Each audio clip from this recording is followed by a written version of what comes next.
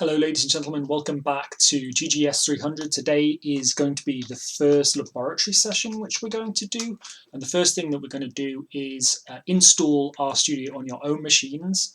That way you don't have to basically use the VPN in order to access the software. So if you want to do that, then you're welcome to use Citrix and actually access the software via the GGS computer laboratory. But given this is open source, and I've used this software in the course specifically so that you don't have to worry about licensing issues and this type of thing, then it's much easier for you just to download it yourself. So what I did was I just spun up a web browser, went straight to the RStudio website, which is rstudio.com, and then you just need to go to the products, RStudio, and then you just need to select the download free version, which is just the desktop version. And generally what RStudio does is it works out which operating system you're on, and it will suggest so whether you're on Windows, Mac, or Linux based. And here I'm just going to click download. And actually, I should have a version which I downloaded earlier, which we might be able to use. Here we go. So let me just run this through. So I just opened the install. It's going to ask me to just install it in the kind of standard way. It's about 900 meg. We're not changing any of the presets or anything like this. Just click install, get it running, and once it's on your machine, then we should be ready to go. So in the meantime, I should just probably point out that I will put all of the course materials up on the Mason Blackboard, so you just need to log in basically. So here we go.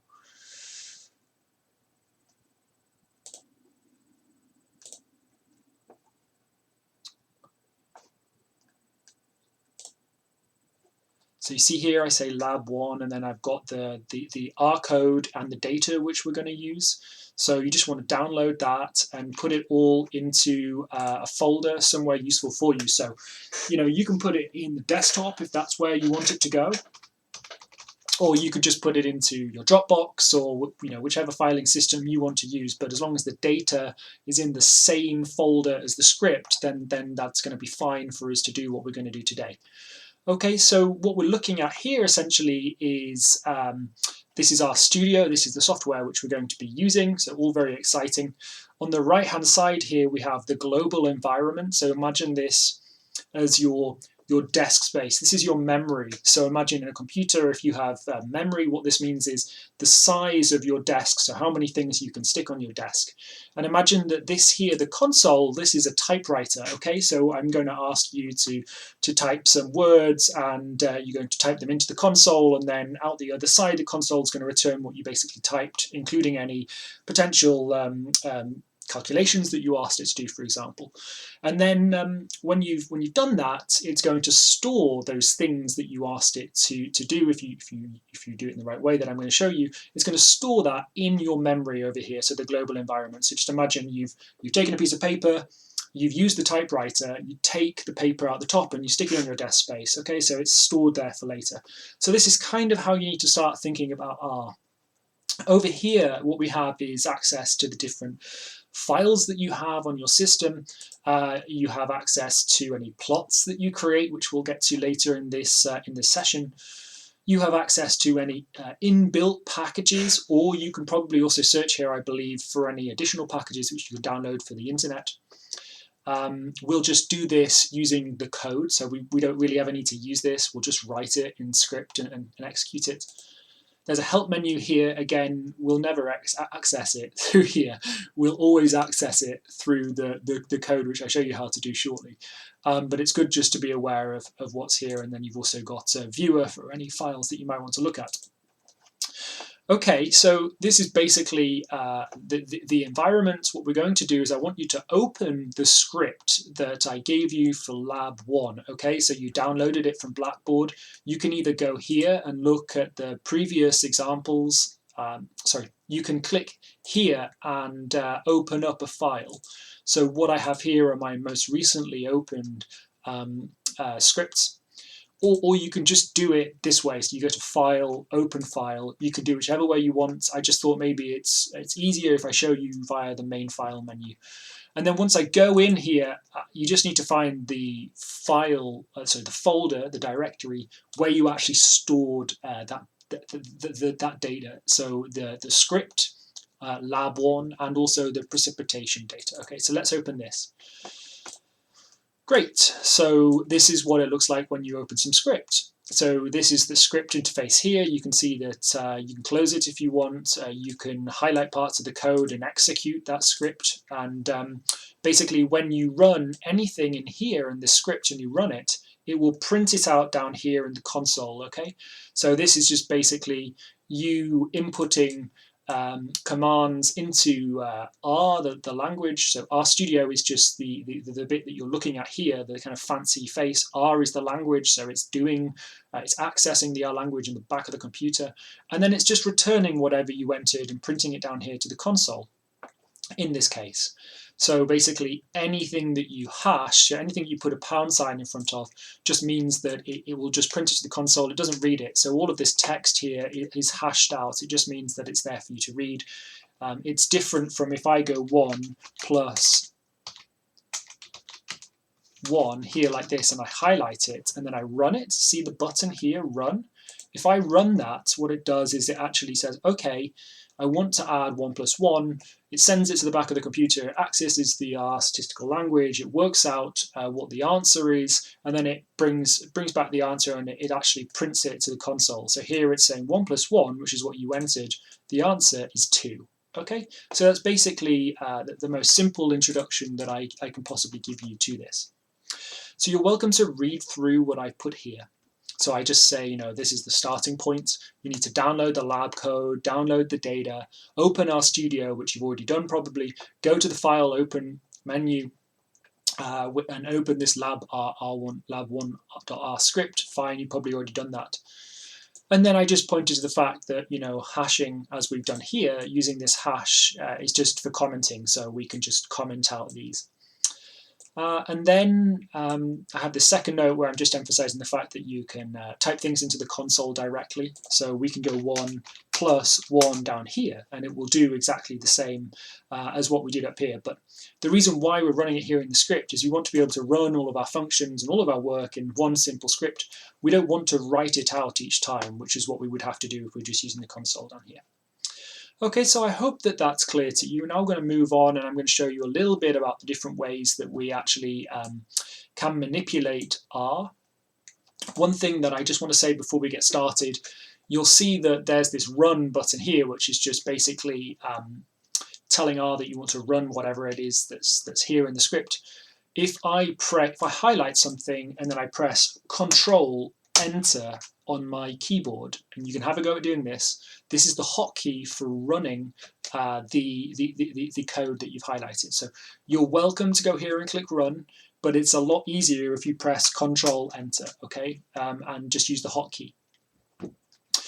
Great, so in this particular section, I'm just going to introduce the fact that we have 3 different types of components for how we run our code. So we have expressions, we have assignment operators, so we can assign something to a particular data structure, and then we have functions. Okay, now I'm going to go through each one of these, so don't worry too much if you're not familiar with what these are.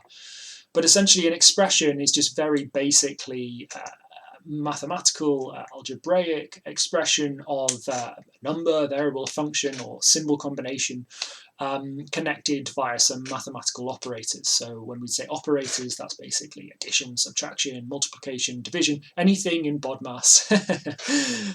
So hopefully you have that math background, you know what that is. If you don't know what BODMAS is, then do a search, and hopefully that will give you a bit of background.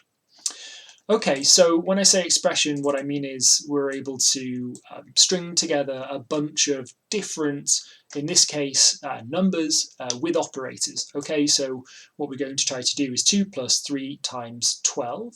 Okay, and if you think back to the math that you've done, when you've got strings of combinations like this, you're going to use BODMAS, so you're going to start, in this case, with the multiplication. So we're going to go 3 times 12, okay, so it's 36, and then we're going to do the addition last, so that's 2 plus 36 should be 38, okay. So then when we run this code here, what it's doing is spitting out that answer down to the console, okay.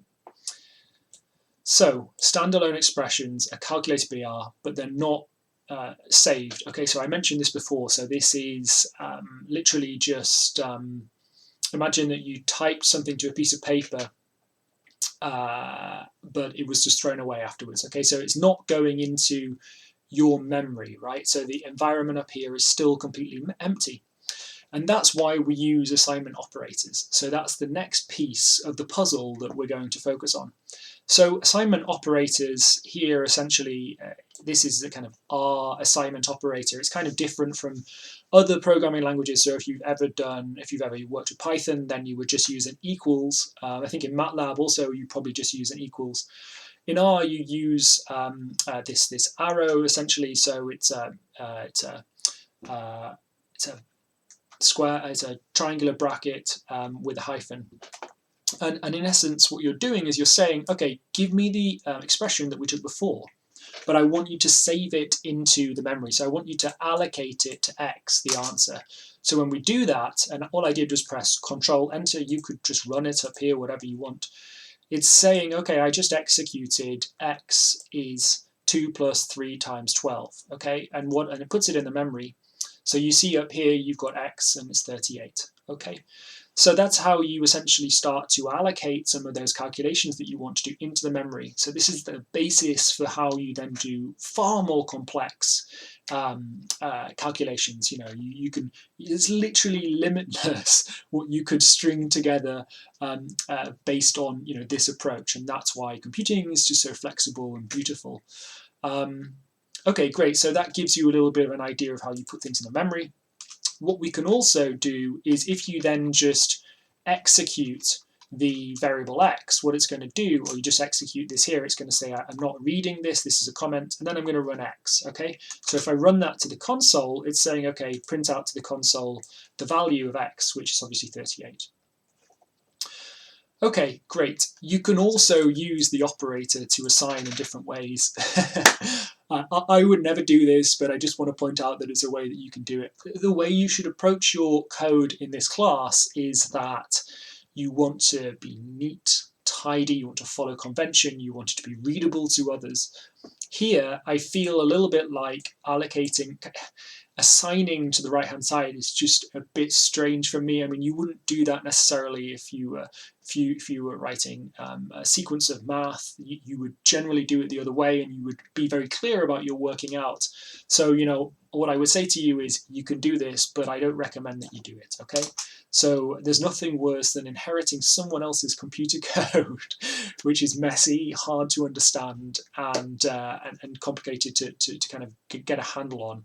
So I wouldn't recommend you do this, but it's in there anyway, just so that you know you've got a lot of freedom within this workspace to actually really do whatever you want. So I was actually in California a while ago, and this hippie lady said to me, "Oh, are you creative?" And I was actually a bit taken back by that because, well, I don't really play any musical instruments, but I said, "Oh, well, I mean, kind of, you know, because what I do here, you know, this is actually very creative. You have to have an understanding of how you fit the structures together and the types of things that you can produce by using these types of computer coding tools is incredibly powerful, and you know, I think there's definitely beauty within the way that you can analyze numbers. Okay, anyway, enough of that, let's get moved on. So we can also allocate collection of numbers. Okay, so here what we're doing is we're saying we want to allocate to X, assign this here 1 to 20. Now if we go 1 to 20 like this, what it's doing is it's saying give me every single number between 1 and 20. Okay, you can see that it's printed out to the console here.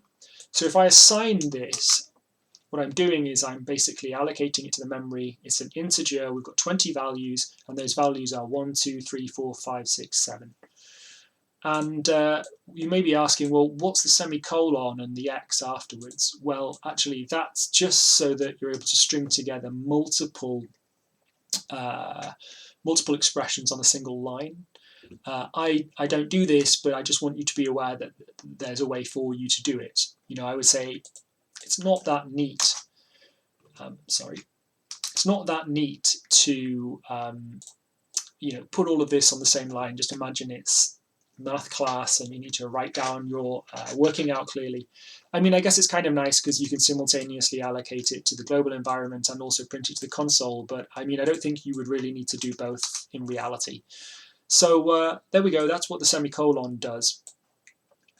And now finally, because obviously what we've done so far is we've gone through expressions, we've gone through the assignment operators, and now finally we're getting onto functions. Okay, so this is by far the most powerful technique out of all of those which we've seen before. So imagine a function basically follows this standard format. Okay, so what we're saying is we have a name for a function. The function name represents a group of different commands that we set in advance. And then what you can do is you can just call the name of the function, give it any required arguments, and basically allocate it to a variable. So this is incredibly flexible in the way that you can generate any type of function that you really want. So here what we're doing is we're just taking the square root of 25. So this is an inbuilt R function for square rooting. So sqrt here, and it takes just one argument, and that's the number that you want to square root. Okay, so if I just execute this, it just prints to the command line 5. And we can also allocate it into the memory. So we've allocated the answer from that square root to the y value up here, and we printed it to the console at the same time. Okay, so hopefully that's clear to you. Definitely be aware of the power of functions. I mean, everything I'm going to show you today is based on a function, essentially, because when you execute things like you want to plot a histogram, for example, as we'll do in this class, behind the scenes, it's doing all that heavy lifting via a function. Okay. Great, so that's the first part of the lecture, just giving you an introduction to those kind of basic programming techniques. So anyone who's done any programming before, this will be straightforward. Anyone who's not, I appreciate it's big and scary because we're using the command line, but it's also incredibly powerful, exciting, and if you can get to grips with this, then you've got that key 21st century skill set that all employers want you to have, which is to be able to code, essentially. Data organization. So now what we're going to focus on is vectors, first of all. So vectors are one-dimensional ordered collections of numbers, text, symbols. In computer science, they're also called arrays, and there's several ways to create a vector. Okay, so it's a big scary name for something that's very simple. What we're going to do is we're going to use the C command, so we're going to concatenate. So that's a big computer science word for just put together these elements that we've created. So we've got the numbers 1, 2, and 3. So it's as simple as possible. And we're going to concatenate them, which just means put them together into a data structure for me. Just hold them together as an array. So when we do that, and we look at what Z has become, so Z in the first piece here, in the first line, was entered into our global memory. It's numeric, it's an array, it contains three values, 1, 2, and 3. And then when we execute the Z afterwards, we can actually print that to the console as well, if we want to. Okay, so when I said it was one-dimensional, what I mean is that this is just basically the same. If you have a spreadsheet, for example, as a column of data. Okay, so let me just show you, because I know some of you will already be very familiar with spreadsheets. So all we're doing here is that there is the equivalent of what we've just produced, basically. So we have a Z, and then we have 1, 2, 3, and just think of it like this. It's one-dimensional because we have only one column here. So we have a single dimension that's along the y-axis. So we have a set of different rows. We don't have multiple columns. Okay, so that's how we create a vector. There is another way, a more complicated way. So we could do this. We could say we want to use the function scan. Okay, so when we do that and we allocate it to B, what it's doing is saying Scan wants to collect the numbers that you allocate in the console here and then put it into a vector for you. So here what we're going to do is we're going to enter, let's just say 20 for the first position, let's say 30 for the second position, and 40 for the third position. Now to stop, all you need to do is you should just press enter to stop. There we go. So now if you look at the code, what we've done is we said we want to execute a scan, we want to enter the values that we want, and we want to end it. So I just pressed enter without entering anything. And it read 3 items. And actually what it did was in B up here, we created this vector which contains our data points, okay? And I can print those as well to the console just down here. I don't really use this, but then I would never really just need to kind of enter data in this way. So I will show you later on how we're going to import data that we've already got. So that's the main way that you really bring data into R. The other way that I bring into R is by using this concatenation method. So if any of you are familiar with Stack Overflow,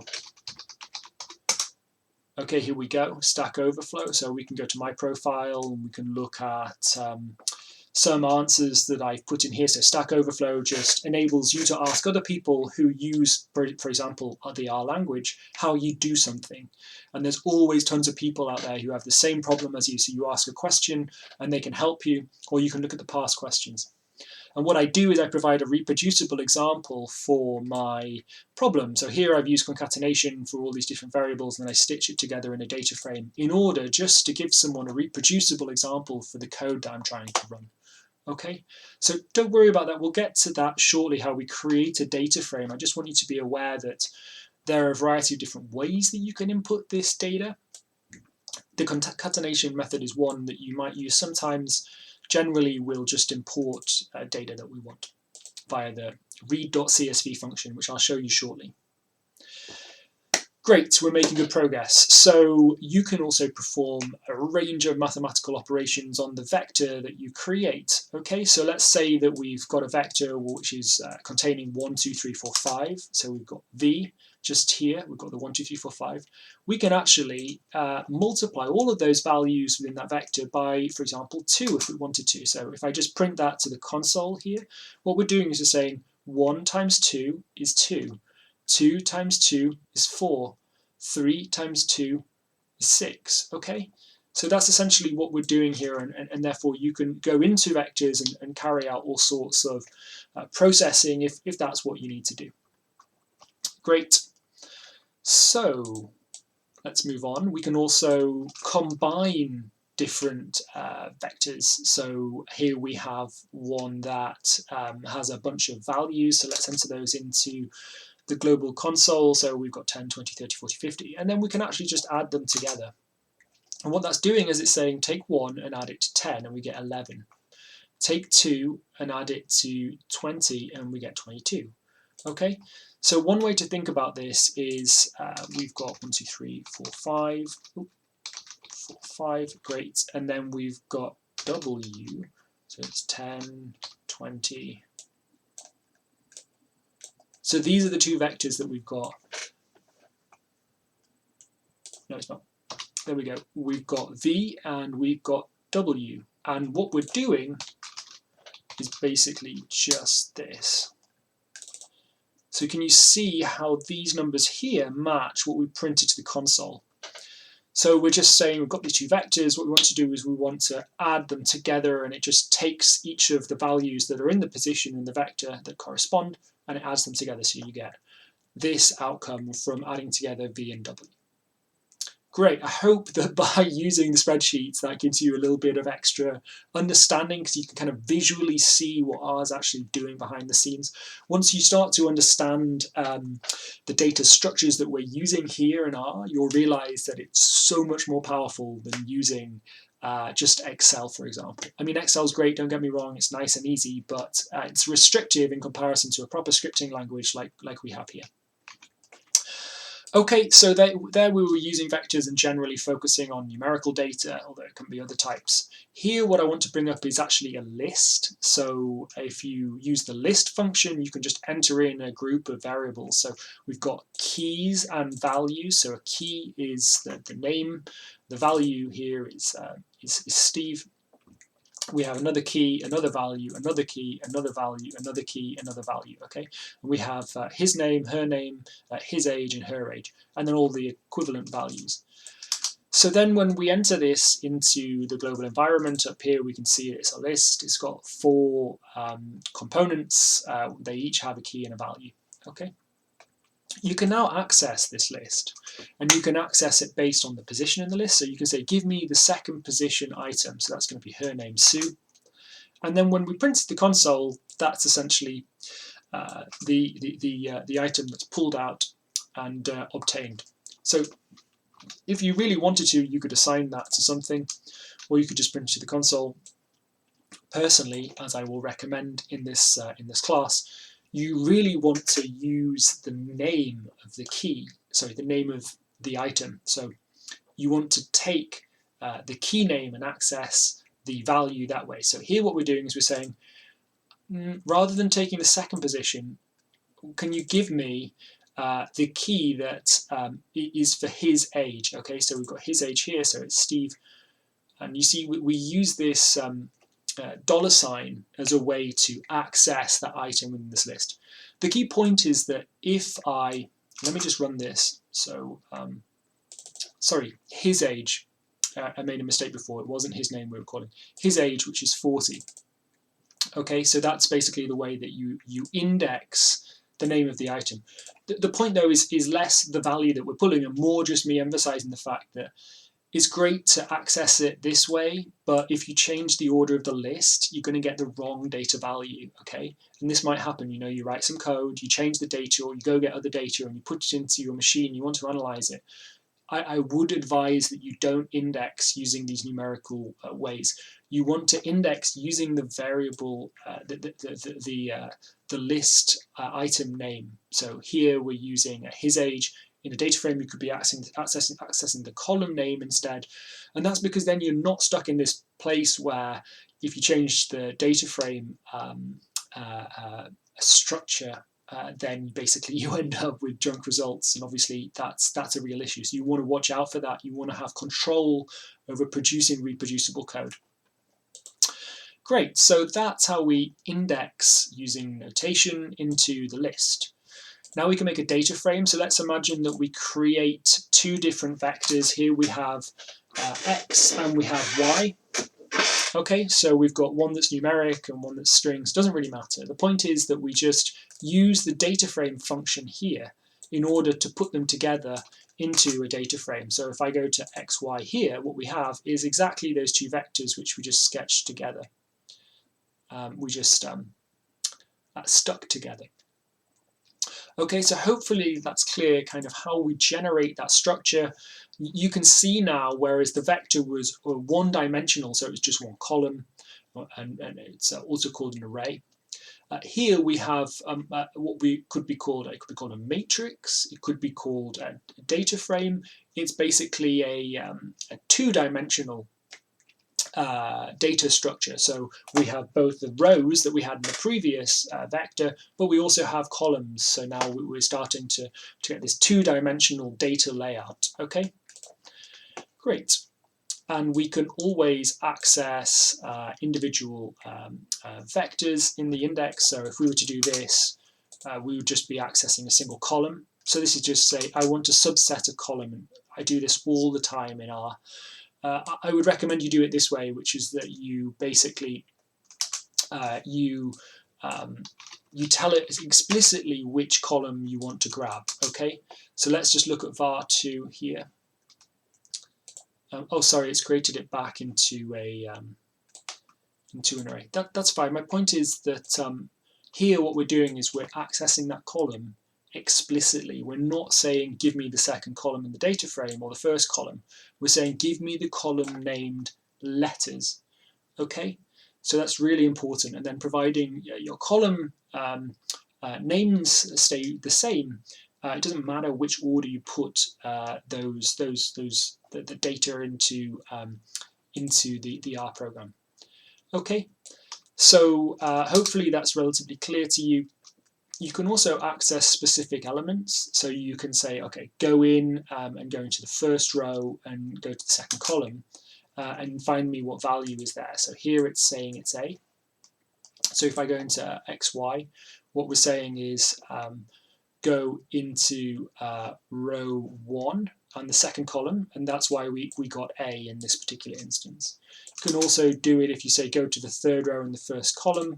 So the third row in the first column is 30, and that's what's being printed to the console. So hopefully that's clear to you how you access elements based on the row and the column number. I just want to point out the ordering here. So I always remember it in this way because when I was taught to read a map, and you have to figure out the coordinates, okay? You're always taught to go along the x-axis first, and then the y-axis. So you're going along, and then you're going up and down. So in essence, that's the same way that you should think about this indexing within a data frame, okay? So what we're doing is we're going to find the row number first, and then we're going to find, and then we're going to find the we're going to identify which column we want, so we're going on the vertical axis. Okay, so I hope that's somewhat clear to you. Feel free to remember it in a different way, but if you don't, then what you want to do is just tap into Google indexing in data frames in R, and then just look for a Stack Overflow where someone's given an explanation for this, and they'll be able to help you remember. So I think the key part is that you will never remember all of the programming functions and terms. You have to just be very quick and Googling where to find the answer to some of those. So Stack Exchange is great. There's a bunch of good R resources which I've recommended many of you to already. So you can always go out and look at those. I do it all the time. I use the internet. You don't want to. You're unlikely to hold on to all of the programming functions and terms that you need. So just be very quick at using Google. Great. Let's move on now. Let's get into data sets. So basically, we have a bunch of built-in data sets that are already on the computer. So I'm just exiting. I'm just removing everything from the environment now. So we've got a clean environment. So there's a bunch of built-in data sets. So if you just enter data brackets, these are all the data sets that come with R. So there's so many here. I mean, many of these are many years old. So you can take a look at all the different ones. Iris is a good one that we will end up coming back to. So if you just tap Edgar Anderson into here, go look at who he was. So he was an American botanist, born in the 19th century, died in 1969. But he has this famous iris flower data set that is used as just an example for many of the functions in R for how you do things like plot, for example, here. And we will use this later in the course as just one of those kind of built-in data sets that we can use to demonstrate how we do specific things. So many of these are really handy for us to use, okay? And they're all the data sets that we want. If we want, they're all the data sets that we can access. If we want to actually then load those data sets, all we have to do is type data and then basically type a string. So anything in brackets that's text, that's called a string. In computer science, this is fairly standard. In R, it's also called a string, and that's just saying, okay, get the BOD data set, all right, and load it into my global environment. So we have data BOD, there we go, it's gone and got it now. And what I recommend you do is you actually use the help to look at what the data package is. Now you can use the help, as I showed you before, on anything. So if we go back and we go help data.frame, this basically allows you to look at any function that you've got, and it will describe exactly what that function is in really great detail. So it tells you how to use it, tells you all the different arguments and what is required. I appreciate that there's a bit of a step up in how you kind of get into these functions and understand what they actually do, because it's kind of complicated language and there's all of these terms which I'm trying to teach you here that you kind of need to get the hang of before you kind of start to understand this really clearly. But it will come over time, so I would say just be patient with it. So always get used to Googling, to using the help menu to look at what you're doing. Here what we're doing is we're looking specifically at a data set. So BOD stands for biochemical oxygen demand. It's out of the data set package, which actually comes inbuilt with R. And the BOD data set is basically 6 rows and 2 columns, giving the biochemical oxygen demand versus time in an evaluation of water quality. And actually, if you go down to the end, it has the sources from when this data was first created. So it's actually from a thesis by Mask in 1967 at the University of Wisconsin-Madison. Okay, so the good thing about this is that you actually have a format, and that's really what I go to look for. So here we say, okay, it's time, great, but I usually look for the units because that's what you need to get the hang of, and unit errors are usually the most common mistakes that you might make when you're coding or modeling. So I go look at the units. So here we have the time, so it's a numeric vector giving the time and the measurement in days. And then we have also another variable, demand, which is actually in milligrams per litre. So it's the numerical vector for the biochemical oxygen demand. Okay, so what does that look like? Time here for days and the demand in milligrams per litre. Okay, so we're not going to be using the BOD in any kind of scientific way today. We're just using it to demonstrate data structures. So we can actually just enter BOD here. It's in the global environment, and as a consequence of you just executing the name of that data frame, it just prints it to the console. You can also go in and just access a single variable, single var. So we're saying here, go into BOD. You're going to use the $sign. You're going to say, give me the time variable and allocate it as a new vector, time. Okay, so you see how that's just been placed into the global environment now from that data frame. So you can do that for either of these. You can just extract all the data really easily. You can extract them both to vectors, so see here be T and D, and then you can just stitch them back together. So you literally just go, okay, give me the new bod. I've basically taken them into vectors, and then I've stitched them back together again using data frame. So it's really simple. You just need to get your head around how you kind of manipulate this using, for example, the $sign, but also the kind of data structures that allow you to kind of stitch things together.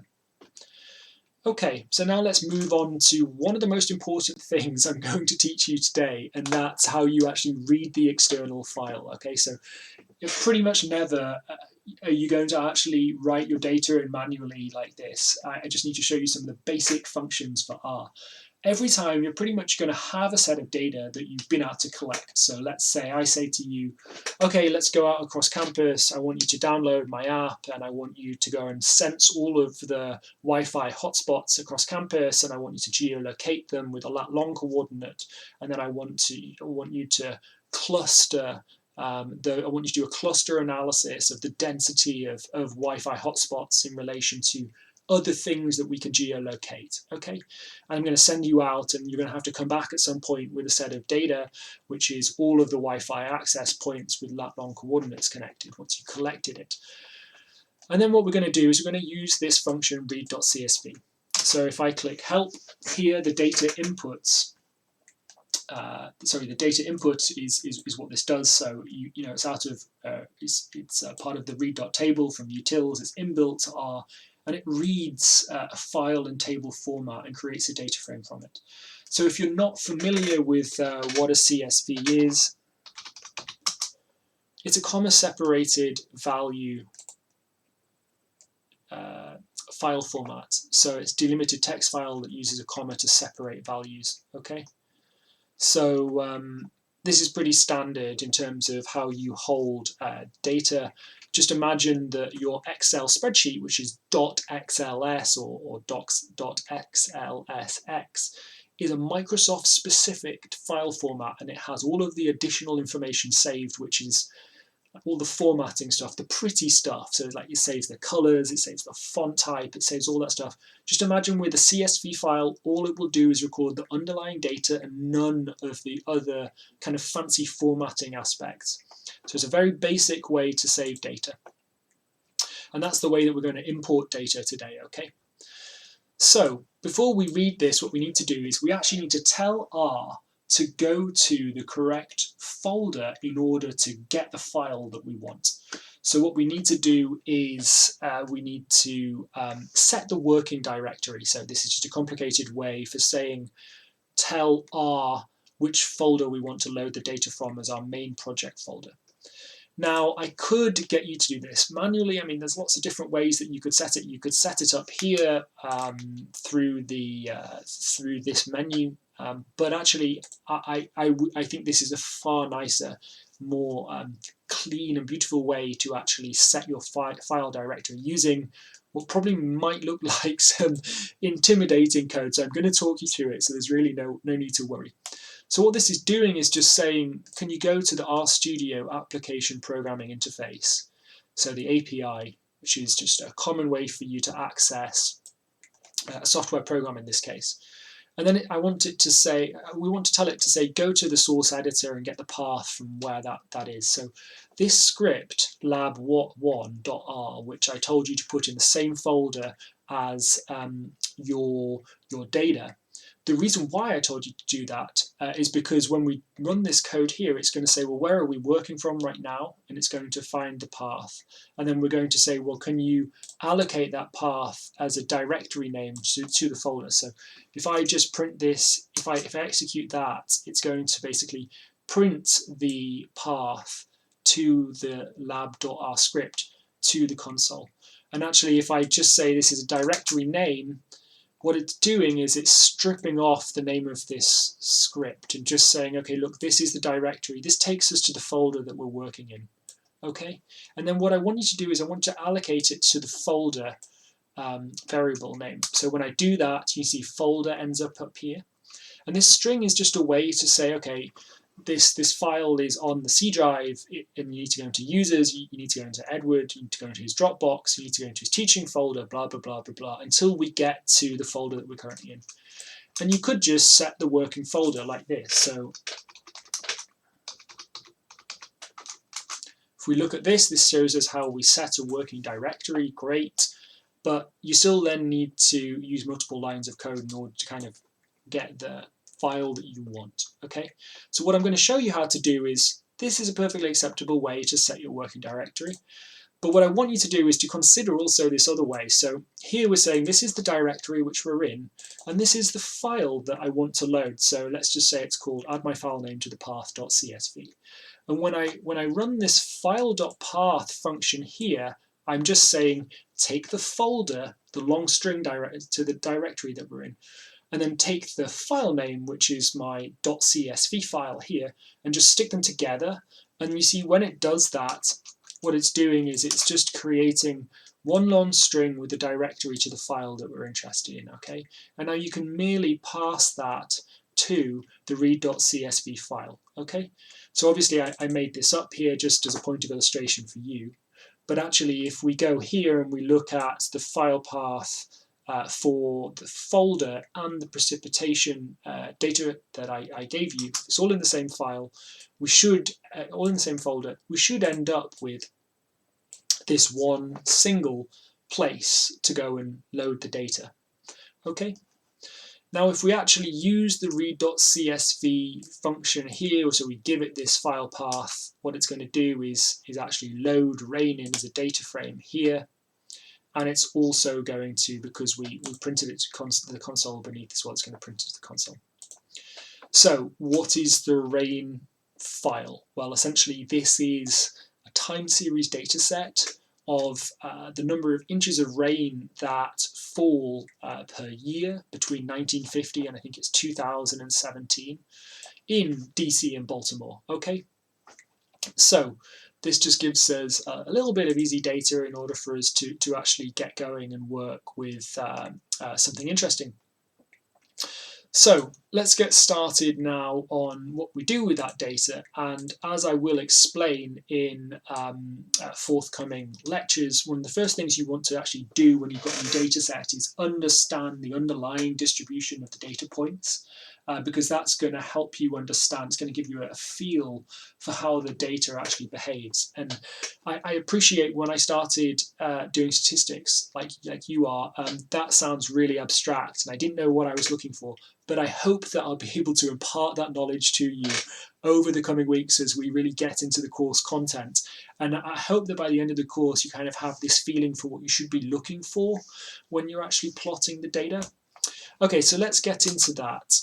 Basically, we are able to do some generic XY plotting, so XY scatter plots, using this single function. Actually, there's a whole load of different plot types. We could use points, we could use lines, we could use both, blah, blah, blah. Okay, so there's lots of different options that we have. And this is pretty much one of the most simple plotting functions in R. So I don't really use this, but it's a good way. It's the most simple way for me to show you how to plot some very simple data. Okay, and what I'm going to do later is I'll show you how to get to more advanced graphics processing, to the really kind of beautiful, sexy packages that are available, particularly through ggplot2. Okay. All right, so let me just reload that data array. Oh, my bad. Just need to load this. So here we go. Let me load the rain data. Great. Now what I want to do is I'm saying what we want to plot is we want to plot in the rain data set. We want to plot just the DC. Okay. So what we're doing is we're taking the rainfall and we're plotting it. And here, what it's saying is this is the amount of rain that's fallen, and the index, well, that is actually just the value that each item has. So just imagine that this is the index. It's quite similar to the row number, except that it would be really the index. Let me write it out. Let's say that this is the index. This would be the index for these data here. So the first row would have a 1, the second row would have a 2, the third row would have a 3. So this is kind of similar to how we indexed in the lists before. But I just want you to be aware that generally it's kind of hidden from your view in R. It's not necessarily displayed here. It's actually this number here in the very left-hand corner. So it's like a row number. So just think of it that way. Anyway, that's what's plotted here on the x-axis. And we can also plot the year. So it's just saying, right, so give me from 1950 to 2017, plot a point plot against its index. So we've got the index value here for 0 to 70 because, well, almost 70, because there's 68 values in the data set. Okay, so that's a very simple way to plot. You could, if you wanted to, actually, and this makes a lot more sense, create a scatter plot where we put the year on the x-axis and the amount of rain in DC on the y-axis. Okay, so there doesn't seem to be any discernible pattern there at the moment. Maybe it's slightly drier over the last 20 years, arguably, as opposed to before, where maybe you had some quite high years with a lot more precipitation. Okay, and you can always start a new plot using the line type. So here we use type.l. You'll remember when we looked at the help, it gave you, sorry, my bad, there we go. We looked at the XY plotting help. It gave you the list. So here we go, you can type, gave you the list for all the different types of plots that you can create. So a histogram, a point plot, a line plot, etc., etc. So basically, when we're saying here, type L, we're saying give me a line plot. So here it's just basic. We just added a title to it, main equals DC precipitation. But actually we can get more complex. So actually what we're doing in this next version is we're saying, okay, let's plot the rain in DC, make it a line plot. Then we want to give a certain color to the column value. We want to add a title of DC precipitation. We want to add labels to the X and Y axis for the interval, the precipitation, and we want to color these other things. Okay, so I'm not saying that this is pretty because it's not pretty, but this is how you start to generate plots and kind of change the functionality of what's happening. So you can change the title, you've got more control over the different aspects of the plot, the color, for example. Okay, great. Now let's move on to histograms. So if you look at you look in histograms, then you're able to look at basically what this actually means. You've got all these different arguments here for how you just plot a basic histogram. You can just say, all right, just plot me the rainfall in Baltimore as a histogram. Okay, so what it's saying is that between 30 and 35 inches per year of rain annually, we have approximately 11 values in our data set which fall within this segment here, this bucket, whatever you want to call it, this one particular bar. Okay, and we can actually then specify how many breaks that we want. So if we use 70 breaks, that would be quite over the top. That would mean that we plot each individual point that we've got as a single bar. Fine, we could do that, but it's not that aesthetically pleasing. There's lots of space. Or we could go the other direction and say, okay, we just want 2 breaks, which gives us just 3 columns, and then that just provides us with really quite a coarse histogram. It doesn't really provide much data, kind of insight. We don't get to see what's really happening with the distribution. Okay, so let's go for something that's a bit more plausible and have 5 different buckets, and here we can see that most of the values fall between 30 and 50 inches per year, with a few outliers below and above. Okay, great. Let's define the range of x. So here what we're doing is we're saying let's have 10 breaks and let's plot the rainfall for Baltimore as a histogram, but I want you to only use values between 30 and 60 inches per year on the x-axis. So here we have we have the actual distribution based on that range that we specified, and that makes it look a lot more pleasing, I think. You can also try to add your own breaks whenever you want, but if you do that, then you need to make sure that the breaks that you have actually capture all of the data. So here we actually got an error message, and that is because we did not have the kind of right amount of breaks in order to capture all of the data points. So when you enter that correctly, what you get is now a histogram which captures all of those data points, so between 20 and 70, okay, and then all the other bucket boundaries that we specified. So that's plotting histograms. That's dead easy. That will be in the assignment homework that you get in the next couple of weeks, and you just need to make sure that you submit the code and that you submit the actual figures that you produce from this. Okay. So cumulative frequency, let's move on to this now. So I'm just looking for my book here. So we're going to look at how we produce an example from the McCrew book.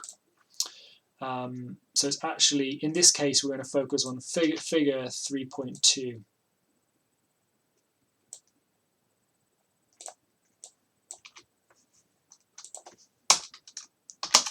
Okay, great.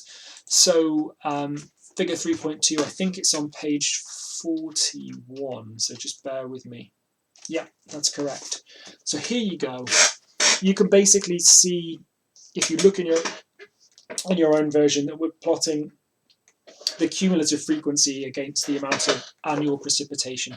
So the reason why we do this is that it gives you an understanding of the distribution of the values, and then you can turn that cumulative frequency into a potential probability for the likelihood of different event sizes. So I've done quite a bit of insurance work, some with insurers in New York City, and that's always really good fun. They use some really interesting kind of probability-based methods. So this is very much the skill set that they use in order to understand the likelihood of, say, a certain sized hurricane per year or a certain sized earthquake per year. And then that feeds into how they structure their risk management on their balance sheet. So they're writing insurance premiums, and obviously it's a business, so it needs to make money, but they can't price their premiums too high, otherwise they don't sell insurance. So it's this balancing act of how they manage their risk management in order to ensure that they don't go bust, they don't bankrupt themselves if there's a large event. They also need to make money, but they also need to price themselves adequately in the market. So they use a lot of risk analytics just like this in order to try to ensure that their business is best positioned in order to take advantage of that kind of trilemma that I just sketched out. Okay, so what we're doing here is we're basically saying, let's sort all of the values that we have for rain in DC. So you can see the smallest values are sorted all the way up to the largest values. So 28.28 inches was the smallest and 60.83 was the largest. Then what I want you to do is to actually rank all of these values. So from 1 all the way up to 68. The smallest value got the smallest ranking, so it got 1. And the largest value got the highest ranking, which is 68. Okay, so they're all ranked. And now what we do is we basically are able to plot this. So if we go back to our help menu, let's look at all the different options.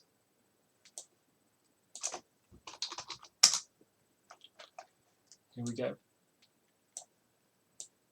So S here is for the stair steps. So this is basically stepped, okay? So you can see here where this sits within the distribution. So all of these are the, on the x-axis, so the actual values, and then this is basically the ranking. So it represents where it sits within the data set. So if it's below 30, then it's got a very small. It's the best way to think of it is in probabilistic terms, I think. So let me just progress to the next one, and what we're going to do is we're going to change interpretation of this y-axis. Okay, so before it was very much like the index that we used before, just to represent where it sat within the data frame. But here what we're doing is we're converting it to a probability, so between 0 and 1. All right. So the reason why we do this is that once we have this, we can think of it in percentage terms, for example. So if we think of it here in terms of, okay, well, what is the likelihood of a value of a particular event size in a year, so the amount of rain that we get, for example, being below, let's just say 36 inches. And then when we've got the full distribution like this, you can say, well, there's a 40% chance of that, because given all of the years that we've got, we've lined all of the values up here, you can start to look at the relationship between where it sits across the full distribution, using this as a probability, and then using the actual values that you have that are provided, so the raw data values. Okay. So anyway, don't worry too much if that explanation was a bit complicated for you. I understand it's complex. Today, all we're doing is we're plotting this. You don't need to worry too much about understanding this, 100% yet. It will come over time, but now you know how to plot things, which is good, because when I get to future work, and there will be work in assignments where you have to submit plots, you know how to produce them. Okay, so we can start to change the graphic commands. So here what we've done is you said, give me a histogram, and for all of the DC, in all of the rain in DC, strip off the axes. So axes equals false means don't include axes. Plot equals true, and then so we're basically saying we're plotting this, include the plot. And then for here, what we're doing is we're basically saying we don't want a title, so you can just put nothing. So this is just saying don't put any text in the title. And then you can do the same for the X label and the Y label, so we end up with this.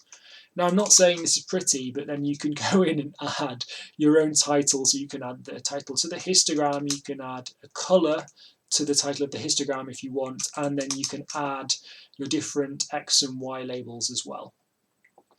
So that's basically how you plot a histogram. Just remember basic science here. If you are plotting data, then you need to make sure that you have all of your axis labels, that you have a plot title, that you have decent units that are comprehensible, and you need to make sure you've got that in there, particularly for the assignments that we're going to set. But just more generally, so that if someone actually reads your work, they know how to interpret the data that you visualized.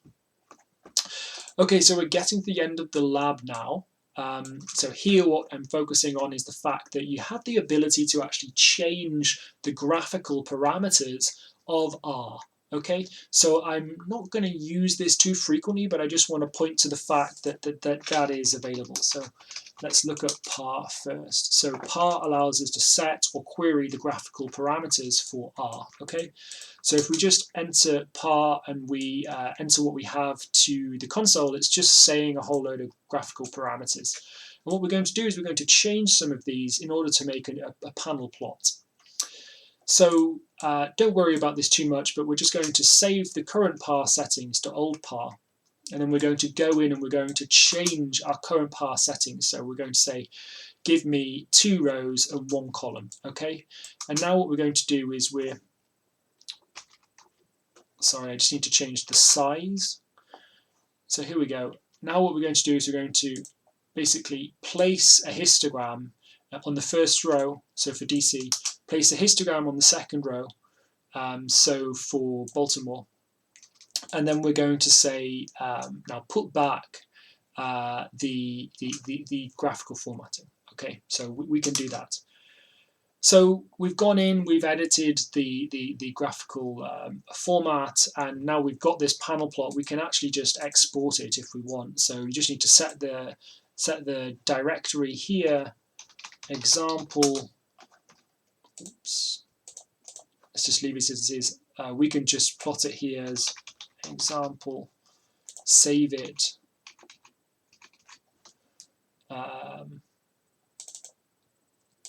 and we can open it, and it's been saved here as a PDF. Okay, so it's less about how it looks because it's not a particularly nice plot. It's more just about me showing you the functionality of what you can do, and with this system you've got unlimited possibilities really. Okay, so hopefully that's reasonably clear. You can also look at all of those objects that's in your workspace global memory. So remember, this is the memory here, the global environment. If I click list, it's going to list everything that we've got listed here. So you can see that we have the folder, the old par, and the rain. Okay, so all these objects that we can list and print to the console. Just ignore the horrible red outputs that are printed here to the console. I mean, R, like any programming language, is very verbose. So what I mean by that is wordy. So when you write the code, you put in all of these error messages if things aren't quite as you want them to be, and sometimes they'll just spit the warning messages out to the console. So you'll just kind of get used to it. If the code's still running, just kind of take a look at what it's saying and ignore it if it's nothing serious. Okay, so what we're actually able to do is we're able to remove any objects that we've got that's in our global environment. So right now we've got old par, we've got rain, and we've got folder. And if I remove them, see what I was doing here was just saying RM for remove. I removed everything that was in the global environment. So you saw before I did it this way. You can do it whichever way you want. If you're running long pieces of code, it's almost better to just put in the remove like this if you want to clean it out before you start on a new piece of processing. Great, so the final point here is just to say that there's far more beautiful ways in order for us to visualize data. So I mentioned before Hadley Wickham. He's the guy who created the tidyverse. He's the guy who created ggplot2. So ggplot2 stands for, GG is the grammar of graphics, which is basically what I'm showing you here, which is you can write code which shows how to do, which enables you to control your visualizations. So if you just create plots in Excel, you can't control every single aspect of the plot, whereas if you write the grammar of graphics, you have control over literally everything. So yes, it's more complex, I appreciate that, but you have a lot more control over what you can do. So obviously, I guess this is the second version of ggplot, so it's ggplot2. And actually, we will need to install that package fresh. So what I'm doing here is just saying install.packages is the function for installing new things, and then I'm giving it the string for the package name, which is ggplot2. And then what I'm doing is I'm saying, okay, you've got ggplot2 installed on the machine. Now I want you to go into into our R version. I want to bring ggplot2 into the current workspace. So it's going into the library. It's bringing the package into where we currently are working. And the point of doing that is that then we can start to use the data that we've got with ggplot2 in order to plot some interesting visualizations. So I just need to load rain back in. So here we go. Let me just do that. There we go. We've got rain again. In fact, what I could always just do, I could just put this down here for you. So when you actually get the code, it's completely clear. So hopefully this is more straightforward for you when you get here. Reload the rain data set. Okay. So what we're doing is we're saying now go back and load up our data. And now we can start to plot. So when we get to ggplot, what we're doing is we're saying this is the data set name rain. AES stands for aesthetic. So this is all the beautiful stuff. So we're saying what we want to do is put the DC rain on the x-axis. And this is the basic ggplot function call. Then you need to tell it what type of graph you want to create. So here we're using geometry histogram. That's what GEOM stands for. Geometry histogram, and we're saying we want a bin width of 5. Okay, so it's going to create a histogram using DC data on the x-axis. And then we're going to say, well, we also want you to add labels. So you see there's a plus at the end here, which just says, and there's more. So this is all one set of code, and it's going to allocate this function, allocate this data visualization to this. It should write to the data frame. So I don't know why it did that just then.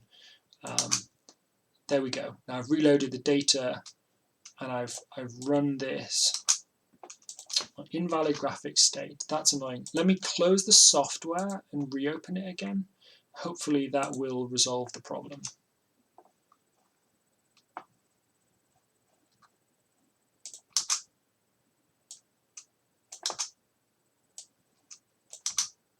Great. Okay, so I just needed to close the software and reopen it again. I don't know why I needed to do that. Errors are introduced sometimes, and ultimately this software is very good, but it's free. So what we're doing here is we're running this visualization. I've plotted it over here in our plotting image, so you can see automatically it's more beautiful than the other one that we produced. So this, although I haven't added color, is a much better option for doing your plotting in, even if it is a little bit more complicated. So I can basically allocate that plot to DC, and here it's created a grammar of graphics object. You can see all of the different parameters that this has. It's just huge. And then what we can do is we can export that out. So we know what this means, this file path, because we've used it before. So we said take the folder directory and then call our image that we're going to create. We want to create a PNG, a portable network graphics file, and we want to call it the histogram of rainfall in Washington, DC. Okay. So when I allocate that to the path is up here just saying this is where I want to save it to. And then we use the function ggsave, which is just part of ggplot2, and it just says this is where we're going to save the data to. The units of the image is going to be inches. The width is going to be 5 inches. The height is going to be 5 inches. And I think it's dots per inch that we're using here, DPI 300.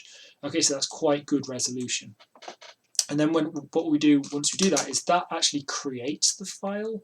So that just says create me a file that we're going to save to using the PNG type. And then what we're going to do is going to print it, and it just basically dumps everything that exists in DC into that one file. Okay, and then we just run dev off, and that just says now we've stopped running through that process. So turn off the dev. Okay.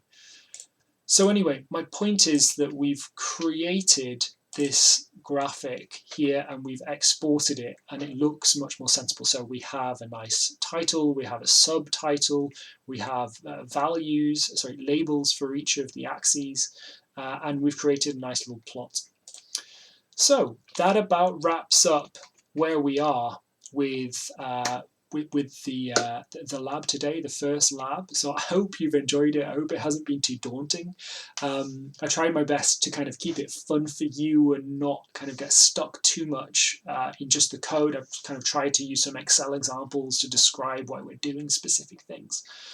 I'm going to put the coursework up at some point. I think the first one starts next week, actually. So I think you've got the week off, but you definitely have to get the book and make sure you read chapter 1 this week. Okay? So that's about it from me. Let me know if you've got any further questions. Otherwise, I'll assume that everything's ticking along nicely. And I wish you well for the next week, and I'll see you all soon. So thank you very much for tuning in. Goodbye.